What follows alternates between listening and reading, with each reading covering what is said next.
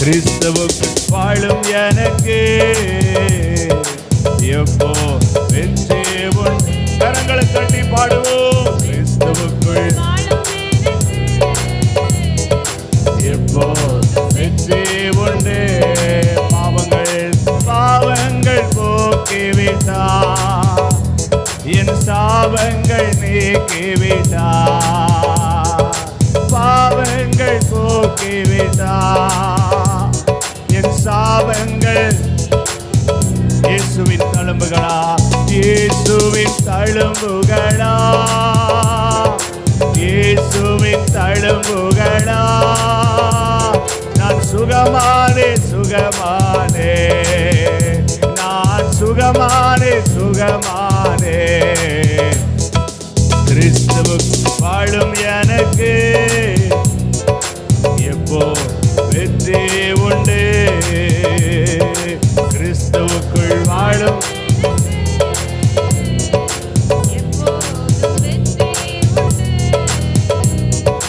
மேகங்கள் நடுவினிலே என் இயேசு வரப்போகிறார். மேகங்கள் நடுவினிலே என் இயேசு வரப்போகிறார். கரம் பிடித்து அழைத்து செல்வா, கரம் பிடித்து அழைத்து செல்வா, என் கண்ணீரெல்லாம் துடைப்பா, என் கண்ணீரெல்லாம் துடைப்பா. கிறிஸ்துவுக்குள் வாழும் எனக்கு எப்போ வெற்றி உண்டு. கிறிஸ்துவுக்குள் வாழும் எனக்கு எப்போ வெற்றி உண்டு. ஆமே, வெற்றி உண்டு, வெற்றி உண்டு, வெற்றி உண்டு, வெற்றி உண்டு, வெற்றி உண்டு. சொல்லுவோம், வெற்றி உண்டு, வெற்றி உண்டு, எனக்கு வெற்றி உண்டு, வெற்றி உண்டு, வெற்றி உண்டு. கிறிஸ்துவுக்குள் வாழும் எனக்கு எப்போ வெற்றி உண்டு. கிறிஸ்துவுக்கு வாழும் எனக்கு எப்போ வெற்றி உண்டு. நேசரின் ரத்தம் என் மேலே நெருங்காது சாத்தா, நேசரின் ரத்தம் என் மேலே நெருங்காது சாத்தா. பாசமை சிலுவை பலியானா, பாவத்தை வென்று விட்டார். இயேசு பாசமை சிலுவையில் என் பாவத்தை வென்று விட்டார். கோட்டைக்குள்ளே நான் நுழைந்து விட்டேன், இனி எதுவும் அணுகாது, எந்த தீங்கும் தீண்டாது.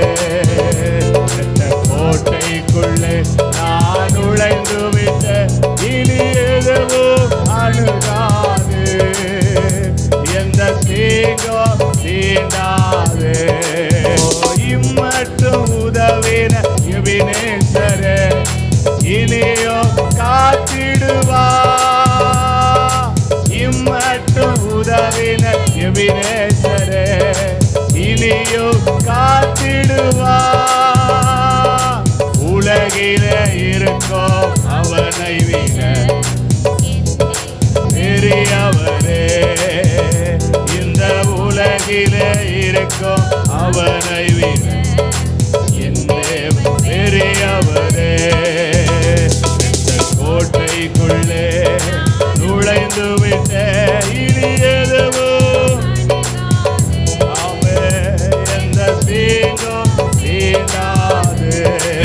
இந்த கோட்டைக்குள்ளே நான் நுழைந்து விட்ட, இனி எதுவும் அணுகாது, எந்த தீங்கும் தீண்டாது, எந்த தீங்கும் தீண்டாது, எந்த தீங்கும் தீண்டாது.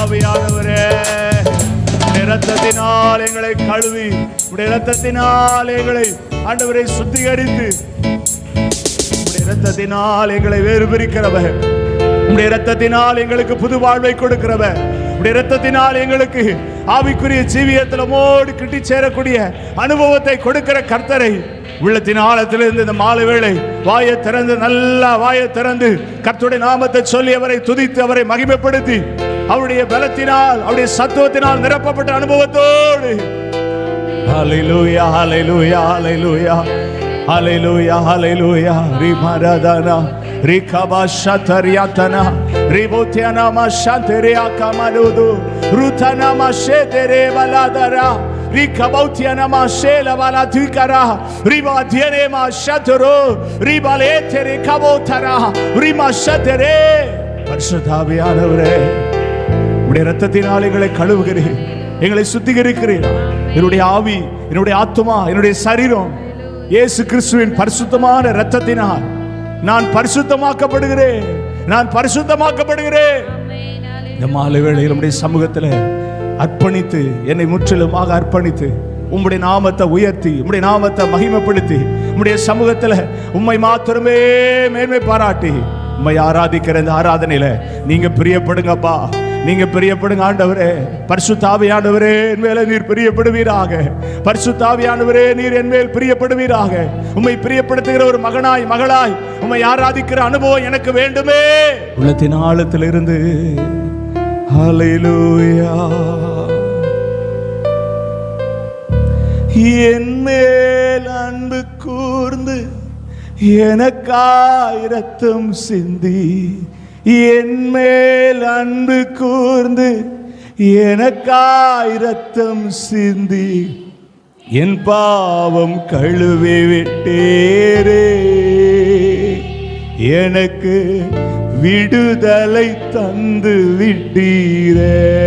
விசுவாசத்தோடு என் பாவம் கழுவி விட்டீரே, எனக்கு விடுதலை தந்து விட்டீரே. உமது பார்வையிலே விலையேற பெற்றவனா, உமது பார்வையிலே விலையேற பெற்றவனா, மதிப்புக்கு உரியவனானே. மகிழ்வுடன் துதித்து பாடுவே, மதிப்புக்கு உரியவர் நானே. இன்று மகிழ்வுடன் துதித்து பாடுவே. நன்றி ஐயா, நன்றி ஐயா, நன்றி ஐயா, நன்றி ஐயா. தண்ணீரை கடக்கும் போது என்னோடு இருக்கின்றேன், அக்கினியில் நடக்கும் போது கூடவே வருகின்றேன். மூழ்கி போவதில்லை, நாங்க மூழ்கி போவதில்லை, எரிந்து போவதில்லை. நாங்க மூழ்கி போவதில்லை, எரிந்து போவதில்லை, மூழ்கி போவதில்லை. அப்பா, மூழ்கி போவதில்லை, எரிந்து போவதில்லை. ஆமாண்டவரே, தண்ணீர்களை கடந்தோம், வெள்ளங்களை கடந்தோம், ஆறுகளை கடந்தோம், அக்கினியின் உக்கிரகத்தை கடந்தோம். எங்களை மூழ்கடிக்காமல், எங்களை அவிந்து போக பண்ணாமல் எங்களை நடத்தினீங்களே. சொல்லுங்க வாயை திறந்து, நான் மூழ்கி போகல, நான் எரிந்து போகல, ஆழங்களில் அமிழ்த்தல. என்னோடு இருந்து, என்னோடு இருந்து நான் மூழ்கி போகக்கூடிய சூழ்நிலைகளில் எல்லாம் உம்முடைய கரம் என்னை தப்புவித்தது. நான் எரிந்து போக வேண்டிய இடங்களில் எல்லாம் உம்முடைய கரம் என்னை பலப்படுத்தி சேதத்துக்கு என்னை விலக்கி காத்தது. நன்றி, நன்றி ஆண்டவரே, நன்றி ஆண்டவரே. இந்த மாலை வேளையில் கர்த்தரை ஆராதிக்க, அவரை உயர்த்த நல்ல வாய்ப்பை தந்த ஆண்டவரே, உள்ளத்தின் ஆழத்திலிருந்து எல்லாரும் வாயை திறந்து கர்த்தரை நம்ம எல்லாரும் ஸ்தோத்திரம் பண்ணுவோம். ஸ்தோத்திரம் ஸ்தோத்திரம் ஸ்தோத்திரம் ஸ்தோத்திரம் ஸ்தோத்திரம் ஸ்தோத்திரம் ஸ்தோத்திரம். நேசிக்கிற நல்ல ஆண்டவரே, இந்த காலை வேளையில் மாலை வேளையில் நம்முடைய சமூகத்தில் நாங்கள் நோக்கி பார்க்க நம்முடைய சமூகத்தை ஆண்டவரே ஆராதிக்க எங்களுக்கு தந்த நல்ல வாய்ப்பை எண்ணி துதிக்கிறோம். இந்த மாலை வேளையில் நம்முடைய சத்தியத்தை குறித்த தெளிவான காரியங்களை கர்த்தர் எங்களுக்கு போதிங்க. வந்திருக்கிற ஒவ்வொருவருக்கும் பிரயோஜனமாக இந்த நேரங்கள் ஆண்டவரே கர்த்தர் எங்களுக்கு மாற்றித்தாரும். தாழ்த்துகிறோம், வெறுமையாக்குகிறோம். இயேசுவின் நாமத்தில் ஜெபிக்கிறோம் ஜீவனுள்ள நல்ல பிதாவே, ஆமென். உட்காருவோம். கர்த்தர் நல்லவர். ஆண்டுடைய பரிசுத்த நாமத்திற்கு மகிமை உண்டாகட்டும். நல்ல அருமையான இந்த ஸ்தோத்திரம் மாலை வேளையில் வந்திருக்கிற உங்களை இயேசு கிறிஸ்துவின் இனிதான நாமத்தினாலே அன்போடு வரவேற்கிறேன். கர்த்தர் நல்லவர். ஸ்தோத்திரம். நேற்றைய தினத்தில் ஒரு நல்ல தலைப்பின் கீழ் ஆண்டுடைய வார்த்தையை தியானித்தோம். சத்தியத்தை ஏற்றுக்கொள் அப்படிங்கிற காரியத்தை நேற்று நாம் விளங்கிக் கொள்ள கர்த்தர் நமக்கு உதவி செய்தார். அல்லேலூயா.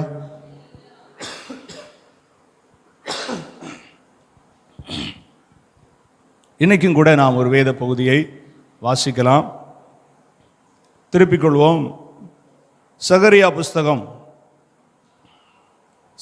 புஸ்தகம் 8ஆம் அதிகாரம் அதனுடைய 19ஆம் வசனத்தை வாசிப்போம்.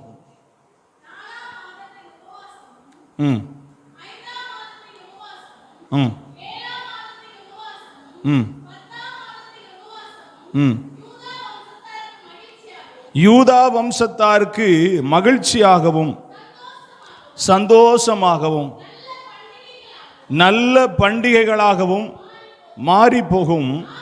ஆகையால் சத்தியத்தையும் சமாதானத்தையும் சிநேகியுங்கள் என்று சேனைகளின் கர்த்தர் சொல்லுகிறார்.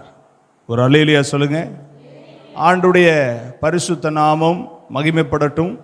நான் வாசித்த அருமையான இந்த வேத பகுதியிலே சொல்லப்பட்டிருக்கிறது. மேலே உள்ள வசனம் சொல்லுது, சேனைகளையுடைய கர்த்தரின் வார்த்தை எனக்கு உண்டாகி அப்படின்னு சொல்லிட்டு சொல்லப்பட்டிருக்கு. 4ஆம் மாதத்தின் உபவாசம், 5ஆம் மாதத்தின் உபவாசம், 7ஆம் மாதத்தின் உபவாசம், 10ஆம் மாதத்தின் உபவாசமும் யூதா வம்சத்தாருக்கு அது எப்படியாக மகிழ்ச்சியாகவும் சந்தோஷமாகவும் நல்ல பண்டிகைகளாகவும் என்ன செய்யுமா மாறி போகும் அப்படின்னு சொல்லிட்டு அதுக்கப்புறம் சொல்லப்படுகிற வார்த்தை ரொம்ப முக்கியம். ஆகையால் சத்தியத்தையும் சமாதானத்தையும் சிநேகியுங்கள் என்று சேனைகளின் கர்த்தர் சொல்லுகிறார். அப்ப இன்னைக்கு என்ன தலைப்பு? சத்தியத்தை சிநேகித்துக்கொள். சத்தியத்தை சிநேகித்துக்கொள். சிநேகிக்க வேண்டும். எதை சிநேகிக்க வேண்டும்? நாம் நம்முடைய கையில கொடுக்கப்பட்டிருக்கிற கர்த்தருடைய வார்த்தையாகிய இந்த வேதத்தை, இந்த சத்தியத்தை, இயேசு கிறிஸ்துவை, பரிசுத்த ஆவியானவரை நாம் என்ன செய்யணும்? சிநேகிக்க வேண்டும், நேசிக்க வேண்டும், அன்பு கூற வேண்டும். ஏன் அன்பு கூற வேண்டும்? எதற்காக சிநேகிக்க வேண்டும் அப்படின்னா, எரேமியா புஸ்தகம் 31ஆம் அதிகாரம் 3ஆம் வசனம் இப்படியாய் சொல்கிறது. எரேமியா 31 பூர்வ காலம் முதல் கர்த்தர் எனக்கு தரிசனையானா என்பாய், அநாதி சிநேகத்தினால் உன்னை சிநேகித்து ஆதலா. நல்ல கவனிங்க. உங்களை என்னையும் ஆண்டவர் அநாதி சிநேகத்தினால் என்ன செஞ்சிருக்கிறாரு? அவர் சிநேகிச்சிருக்கிறாரு. அவருடைய சிநேகம் இருந்ததுனால தான் இன்னைக்கு நாம எப்படி இருக்கிறோம்னா உயிரோட இருக்கிறோம், ஜீவனோட இருக்கிறோம், சுகத்தோட இருக்கிறோம், அவருடைய சத்தியத்தை கேட்க அமர்ந்திருக்கிறோம். அப்போ உங்களையும் என்னையும் ஆண்டவர் அநாதி சிநேகத்தினால் என்ன செஞ்சிருக்கிறாரு? அவர் சிநேகிச்சிருக்கிறாரு. அப்படி ஒரு சிநேகம் நம்முடைய வாழ்க்கையில ஆண்டவர் வைத்தபடினால தான் இன்னைக்கு இந்த வார்த்தையை கேட்கிறோம். நாம் சத்தியத்தை என்ன செய்யணும்? சிநேகிக்க வேண்டும். உலகத்துல சிநேகிக்கிற எல்லா சிநேகமும் என்ன செய்யும்? இல்லாமல் போய்விடும். உலகத்துல சிநேகிக்கிற எல்லா அன்பிலையும் மாய்மாலம் இருக்கிறது, மாயையான ஒரு சூழல் இருக்கிறது. ஆனா இந்த சத்தியத்தில் அப்படிப்பட்ட ஒண்ணு கிடையவே கிடையாது. ஒரு ஆமென் சொல்லுங்க, ஒரு அல்லேலூயா சொல்லுங்க. ஆண்டவருடைய நாமம் மகிமைப்படட்டும். இந்த சத்தியத்தை சிநேகிக்கிறோமா? இந்த மாலை வேளையில ஒரு விஷயம் நம்ம ஆராய்ந்து பார்ப்போம். ஒவ்வொரு வாரமும் நமக்கு பிரசங்கிக்கப்படுகிறது.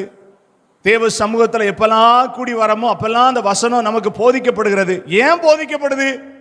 இதை நான் என்ன செய்யணும்? இதை நான் சிநேகிக்கணும். இதன் மேல எனக்கு என்ன வேணும்?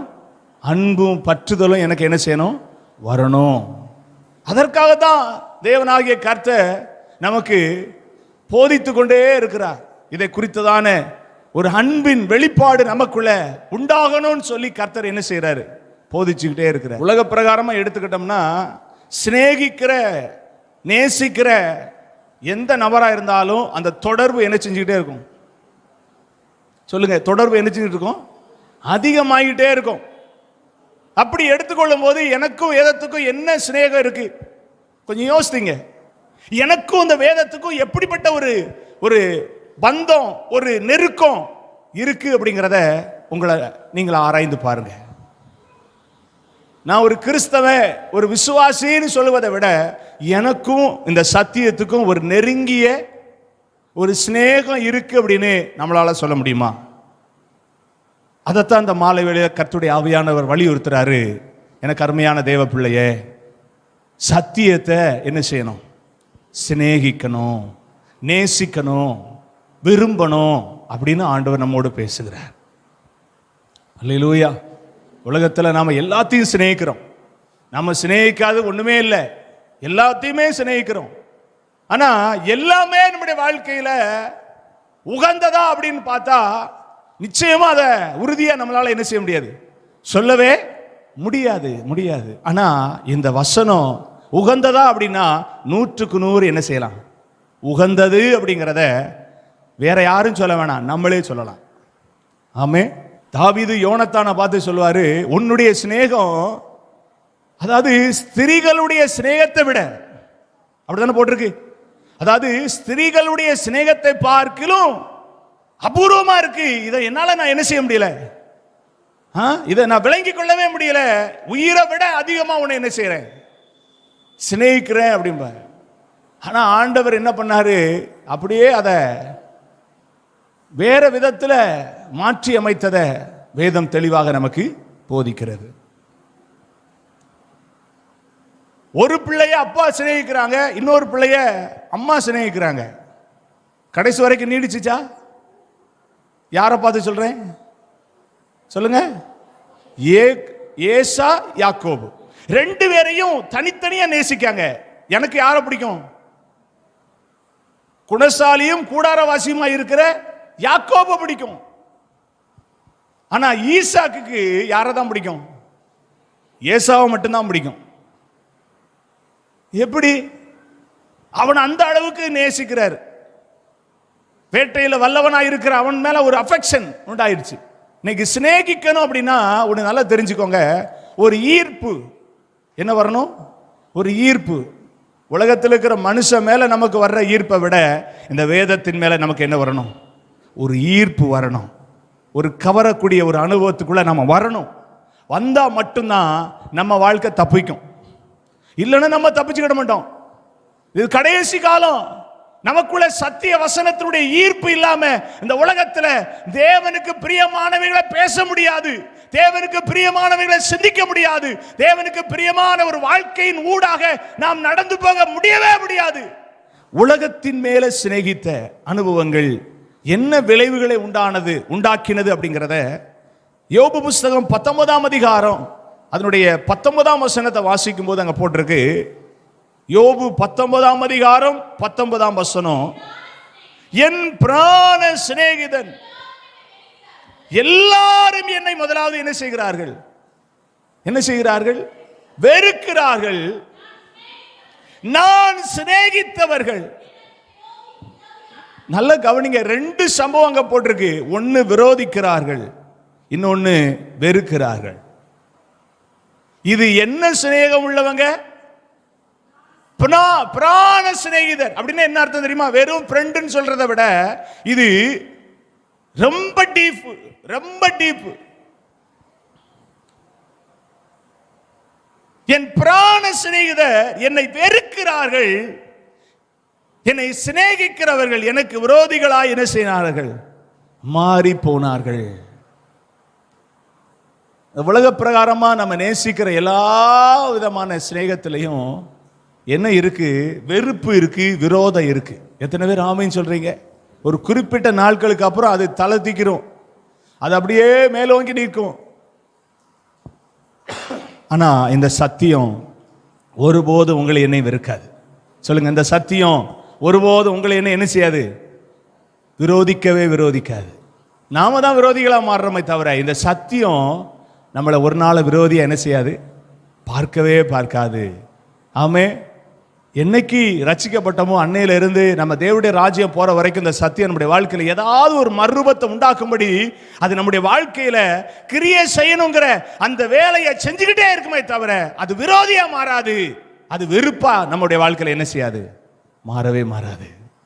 இதை நம்ம விளங்கிக் கொள்ளணும். சங்கீதக்காரன் 41ஆம் சங்கீதத்துல 9ஆம் வசனத்துல இப்படியா சொல்றாரு. இந்த பிராண சிநேகிதனை குறித்து அவர் எழுதுறாரு. 41ஆம்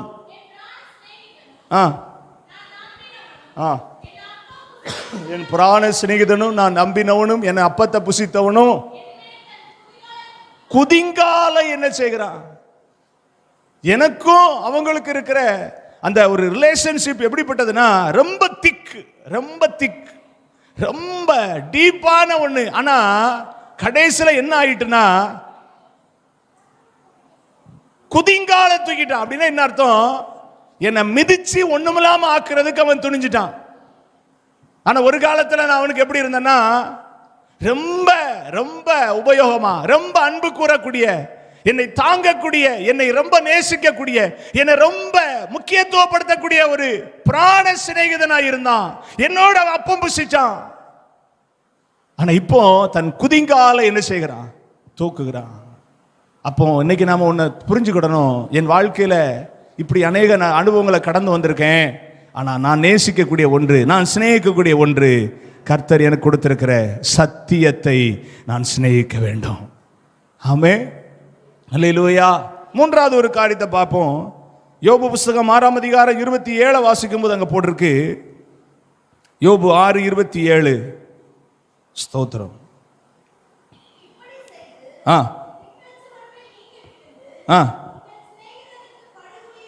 சிநேகிதருக்கு என்ன குழியை வெட்டுறாங்க?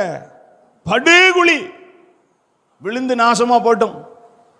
கொஞ்ச நாள் சிநேகிச்சாச்சு, இனி அவன் இருந்தானே செத்தானே ஒண்ணுமில்லாம போன ஒன்னும் பிரச்சனை இல்லை, இனி தேவையில்லை அப்படிங்கிற நிலைமைக்கு சிநேகிதர்கள், உலக சிநேகிதர்கள் படுகுழியை வெட்டுகிறார்கள். ஆனா வசனம், நான் வசனத்துக்கும் உலக சிநேகத்துக்கும் சேர்த்து பேசுறேன். வசனம் உங்களை படுகுழியில் இருந்து தூக்கி எடுக்கும். ஆமென் சொல்லுங்க.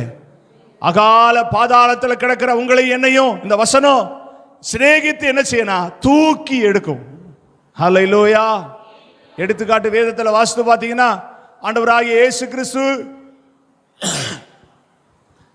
கூட இருந்த பேதுருவாகிய அவன் மறுபடியும் தன்னுடைய வேலைக்கு திரும்பி போயிட்டான், மீன் பிடிக்கிறதுக்கு. இயேசு கிறிஸ்து மறுபடியும் எம்மாவூர் சீடரோடு சேர்ந்தவர் வரும்போது அவன் மீன் பிடிச்சிக்கிட்டு இருக்கிறதுக்கு அங்க ஆயத்தமாயிட்டு இருக்கான். ஆனா ஒரு மீனும் அம்படல. அவர் கரையிலிருந்து கூப்பிடுறாரு. ஒருத்தன் சொல்றான், அவர் யாரு? கர்த்தர் அப்படின்னோடனே அவன் பொத்துரு தண்ணிக்குள்ள கூச்சி ஓடி வரான். வந்தவொடனே அவன்கிட்ட ஒரே ஒரு வார்த்தை கேட்கிறாரு, பேதுருவே, நீ என்னை சிநேகிக்கிறாயா? மறுபடியும் கேட்கிறார், நீ என்னை சிநேகிக்கிறாயா? மறுபடியும் கேட்கிறார், நீ என்னை சிநேகிக்கிறாயா? நீங்களும் நானா இருந்தா என்ன பண்ணிருப்போம்னா, என்னை விட்டு போயிட்டல, என்னுடைய உபதேசத்தை மறுத்து நீ போயிட்டல, இந்த சத்திய வேதத்தை எத்தனையோ முக்கியத்துவங்களை நீ அறிந்தும் அதை தூரமா தூக்கி எறிஞ்சிட்டு போயிட்டல, இனி உன் வாழ்க்கை ஒண்ணுமில்லாம போட்டும் அப்படிங்கிற நிலைமைக்கு மனுஷனாகிய நாம மாறிடும். ஆனா இயேசு கிறிஸ்து அவன் படுகுழியில கிடந்தாலும் அவனை மறுபடியும் தூக்கி எடுத்து அவனுக்கு ஒரு புதிய வாழ்க்கையை கொடுத்து அவனுடைய முதல் பிரசங்கத்துல தான் 3000 பேர் ரட்சிக்கப்படக்கூடிய ஒரு ஸ்தானத்தை கர்த்தர் கொடுத்தார்.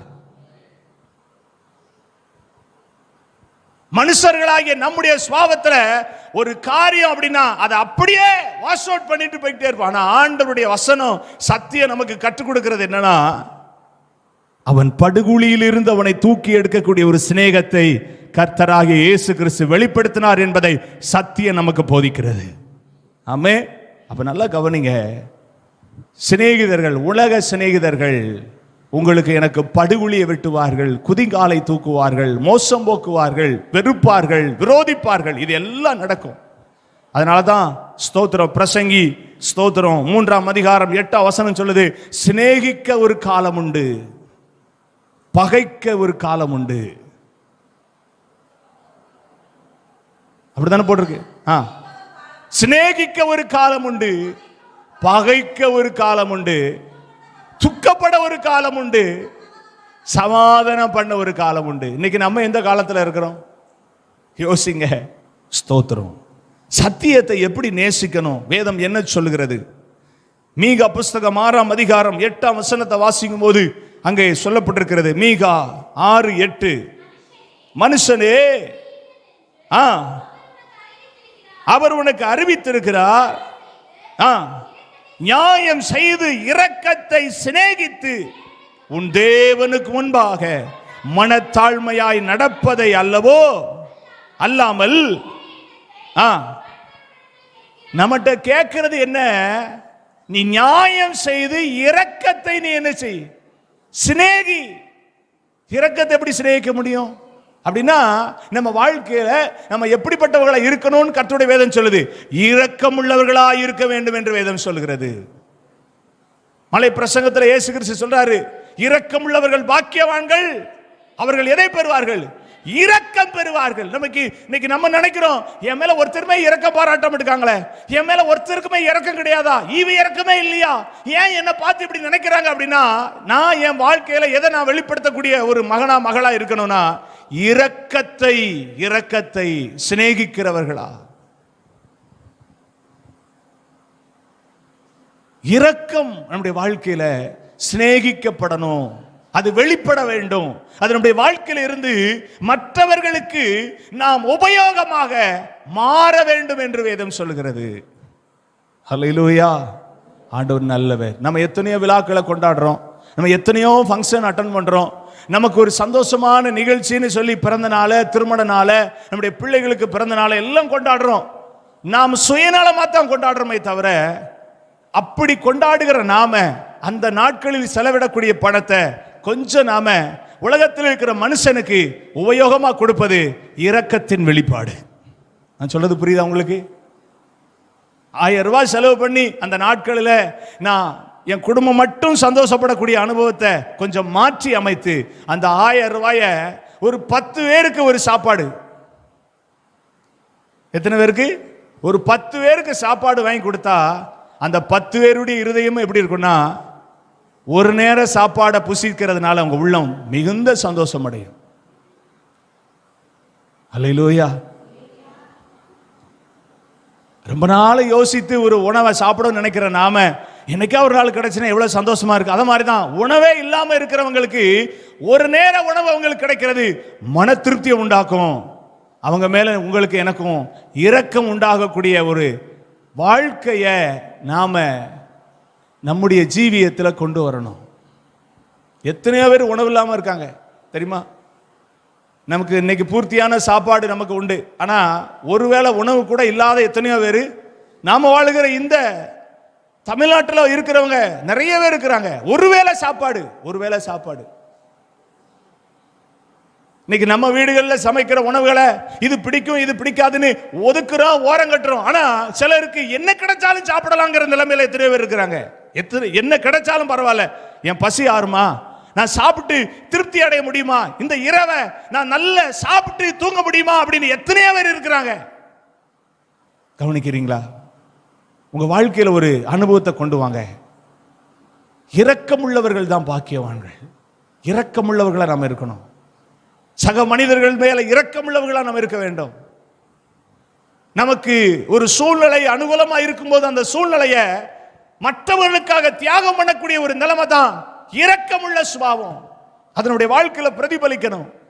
இல்ல எனக்கு இருந்தா போதும் அப்படிங்கிற அந்த சுயநலத்தை உடைச்சி, பரவாயில்ல நீங்களும் கொஞ்சம் அதுல நீங்களும் உங்களுக்கு கிடைக்கட்டுமே அப்படிங்கிற ஒரு உணர்வு. இரக்கத்தை சிநேகிக்க வேண்டும். இரக்கத்தை சிநேகிக்கிறவங்களா இருக்கிறோமா? நம்மிடத்தில் கேட்கிற அந்த வார்த்தையை நம்ம உற்று கவனித்து இனியிலிருந்து நம்முடைய வாழ்க்கையில இரக்கத்தை சிநேகிக்கிறவர்களாக, இதுதான் சத்தியம், இதுதான் கர்த்தருடைய வேதம் எனக்கு சொல்லுகிறதுங்கிறத பிரதிபலிக்கக்கூடியவர்களா நாம இருக்க வேண்டும். லூக்கா சுவிசேஷம் 6ஆம் அதிகாரம் 31-32 வாசிக்கும் போது அங்கே அழகாக ஒரு சத்தியம் எழுதப்பட்டிருக்கிறது. லூக்கா 6ஆம் அதிகாரம்.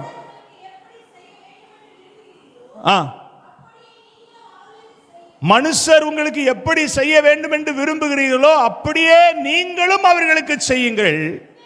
உங்களை சிநேகிக்கிறவர்களையே நீங்கள் சிநேகித்தால் உங்களுக்கு பலன் என்ன? பாவிகளும் தங்களை சிநேகிக்கிறவர்களையே சிநேகிக்கிறார்களே. கவனிக்கீங்களா? நமக்கு எப்படி செய்யணும்னு நினைக்கிறோமோ அப்படிதான் நம்ம மற்றவங்களுக்கு செய்யக்கூடியது தான் வேதம் சொல்லிக் கொடுக்கக்கூடிய சிநேகம். இப்ப என்ன எந்த அளவுக்கு நேசிக்கிறேன், அப்போ நான் இன்னொரு மனிதனிடத்தில் அந்த சுபாவத்தை வெளிப்படுத்தக்கூடியவனா? என் வாழ்க்கையில இருக்கிற அனுபவம் அவங்க வாழ்க்கையில இருக்கா இல்லையான்னு ஆராய்ந்து பார்க்கக்கூடிய அந்த ஒரு நல்ல உணர்வுள்ள இருதயத்துக்குள் நம்ம வாழ பழகிட்டோம்னா, பெரும்பாலும் சில நேரத்தில் நமக்கு தலைவலி வரும். அதை நம்மளால தாங்கவே முடியாது.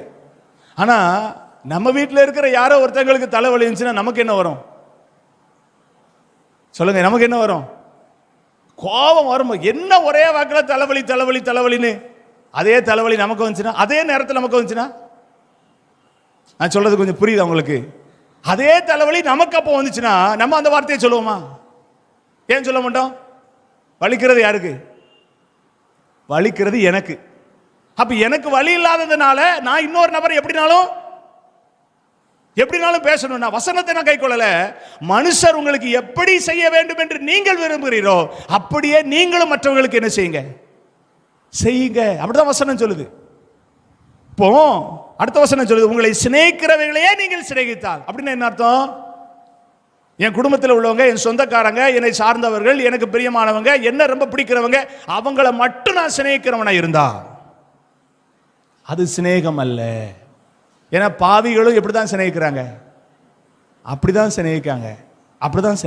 அப்ப நான் என்ன தெரிஞ்சுக்கிடணும் அப்படின்னா, கர்த்தருடைய வேதம் எனக்கு சொல்லிக் கொடுக்கிற மாதிரி சிநேகிச்சா நான் சத்தியத்தை சிநேகிக்கிறேன். சத்தியத்தை நான் என்ன செய்றேன்? அதனால தான் ஆண்டவராக இயேசு கிறிஸ்து சொன்னார், உங்கள் பகைக்கிறவர்களுக்கு நன்மை செய்யுங்கள், உங்கள் சத்துருக்களை சிநேகியுங்கள் அப்படின்னு ஆண்டவர் சொல்லி கொடுத்தார். உங்களை பகைக்கிறவங்களுக்கு உங்களால முடிஞ்ச ஏதாவது உதவி செய்ய முடிஞ்சுன்னா அதை என்ன செய்யுங்க? சொல்லுங்க, அதை செய்யுங்க.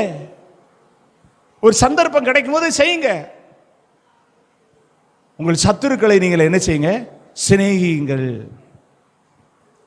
ஸ்தோத்திரம். கர்த்தருடைய நாமத்துக்கு மகிமை உண்டாகட்டும். ஏன்னா நீங்களும் நானும் உலகத்தார் அல்ல, உலகத்திலிருந்து வேறு பிரிக்கப்பட்டவர்கள். ஒரு ஆமென் சொல்லுங்க. உலகத்தார் தான் என்ன நினைப்பாங்கன்னா, நாம ஏன் செய்யணும், நாம ஏன் அப்படி பண்ணணும் அப்படின்னு நமக்குள்ள அநேக கேள்விகள் வரும். ஆனா தேவனுடைய பிள்ளைகள் வேறு பிரிக்கப்பட்டவர்கள். அப்போ இந்த அனுபவத்தை நாம என்னைக்கு வெளிக்காட்டுறோமோ அப்ப நான் சொல்லலாம், நான் சத்தியத்தை சிநேகிக்கிறேன். இந்த சத்தியத்தின் மேல எனக்கு என்ன இருக்கு? அன்பு, பற்றுதல், நேசம் எனக்கு இருக்கு. இந்த மாலை வேளையில ஒரு விஷயம் உங்களை ஆராய்ந்து பாருங்க. எனக்கும் சத்தியத்துக்கும் எந்த அளவுக்கு நெருங்கின தொடர்பு இருக்கு? நான் எந்த அளவுக்கு இந்த சத்தியத்து மேல பிரியமுள்ள ஒரு ஜீவியத்தை நான் ஜீவனம் பண்ணி கொண்டு இருக்கிறேன் அப்படிங்கிறத ஆராய்ஞ்சு பார்த்தீங்கன்னா உங்க வாழ்க்கையில இந்த சத்தியத்துக்கு நீங்க கொடுத்திருக்கிற முக்கியத்துவம் உங்களுக்கு தெரியும். இந்த நாள் மாலை வேளையில கர்த்தர் நம்மோடு பேசின வார்த்தையின்படி ஒருவேளை நம்முடைய வாழ்க்கை அமைக்கப்படவில்லைன்னு சொன்னா, இன்னைக்கு இந்த மாலை வேளை ஒப்பு கொடுத்து நான் சத்தியத்தை சிநேகிக்க வேண்டும், நான் சத்தியத்தின் மேல அதிக பிரியம் வைக்க வேண்டும், நாள்தோறும் சத்தியத்தை வாசிக்க வேண்டும், நாள்தோறும் இந்த சத்தியத்தின்படி என் வாழ்க்கையை ஆராய்ந்து பார்க்க வேண்டும், நாள்தோறும் இந்த சத்தியத்தின் ஊடாக என் ஜீவனம் நடந்து போகிறதா அப்படிங்கிறத ஒவ்வொரு நாளும் நான் பார்த்து அதன்படி நான் வாழ்வதற்கு எனக்கு உதவி செய்யுங்கன்னு சொல்லி கண்ணை மூடி ஜெபம் பண்ணுவோம். நேசிக்கிற நல்ல ஆண்டவரே, நம்முடைய சமூகத்தில் எங்களை ஒப்பு கொடுக்கிறோம். கேட்ட வார்த்தையின் மூலம் எங்களோடு பேசுகிற நம்முடைய சத்தியத்துக்காக நன்றி செலுத்துகிறோம். சத்தியத்தை சிநேகித்துக்கொள், அது உனக்கு முக்கியம் அப்படிங்கிற அந்த காரியத்தை நீர் எங்களோடு இந்த மாலை வேளையில பேசி இருக்கிறீங்க. இந்த சத்திய வசனத்தின் மேலே எங்களுக்கு உண்டாகிற ஒரு தாகமும் வாஞ்சையும் பற்றுதலும் அன்பும் ஆண்டவரே பெருகட்டும். ஆண்டவரே, உலகத்தில் இருக்கிற காரியங்களை சிநேகித்து வெறுத்து விரோதிகளாகி மோசம் போகி ஆண்டவரே படுகுழியில் விழுந்து ஆண்டவரே குதிகாலினால் மிதிக்கப்பட்டு ஆண்டவரே ஸ்தோத்திர நிந்திக்கப்பட்டு அவமானம் அடைந்து இன்னும் எங்க வாழ்க்கையில திரும்ப திரும்ப திரும்ப உலகத்தின் மேலேயே பற்றுதலாய் இருக்கிற உலகத்தாராய் நாங்கள் இராதபடி, உலக சிநேகம் தேவனுக்கு விரோதமான பகை என்று சொல்லி நாங்கள் வாசிக்கிறோம். ஆண்டவரே, உடைய சத்தியத்தை நேசிக்கிறவர்களாய், சத்தியத்தின்படி இந்த உலகத்தில் அன்பு கூர்ந்து ஞானமாய் நடந்து கொள்ளுகிறவர்களாய் எங்களை கர்த்தர் நீர் மாற்றும். சத்தியத்தை கேட்ட நம்முடைய பிள்ளைகளுக்குள் மாறுதலை மறுரூபத்தை கர்த்தர் உண்டு பண்ணும். உங்க நாமத்துக்கு மகிமை உண்டாகட்டும். தாழ்த்துகிறோம், பெருமையாக்குகிறோம். நீர் மகிமைப்படுவீராக. இயேசுவின் நாமத்தில் ஜெபிக்கிறோம் ஜீவனுள்ள நல்ல பிதாவே. என் ஆத்துமாவே கர்த்தரை ஸ்தோத்திரி, என் முழுலமே பரிசுத்த நாமத்தை ஸ்தோத்திரி. என் ஆத்துமாவே கர்த்தரை ஸ்தோத்திரி, கர்த்தர் செய்த சகல உபகாரங்களை மறவாதே. ஆமென். அல்லேலூயா, அல்லேலூயா, அல்லேலூயா. கர்த்தர் உங்களை ஆசீர்வதிப்பாராக. ஆமென். ஸ்தோத்திரம்.